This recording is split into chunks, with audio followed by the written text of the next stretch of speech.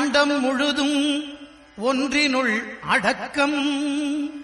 அதுவே ஆனை முகமெனும் ஓங்கார விளக்கம்.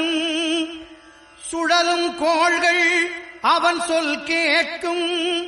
அவனை தொழுதால் போதும் நல்லதே நடக்கும். ஆனை முகனை தொழுதால் நவக்கிரகங்களும் மகிழும்.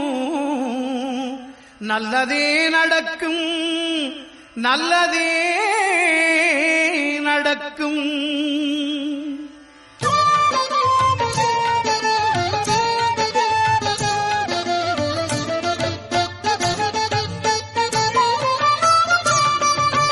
ஒன்பது கோளும் ஒன்றாய் காண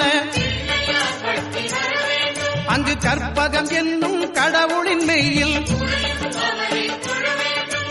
ஒன்பது கோளும் ஒன்றாய் காண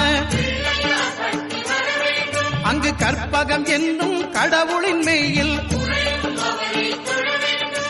சூரியன் முதலாய் 9 கிரகமும் பலவித குணங்களை கொண்டிருக்கும். எங்கள் கற்பக தருவில் அவை வரும்போது ஒன்றாய் சேர்ந்து பலனளிக்கும்.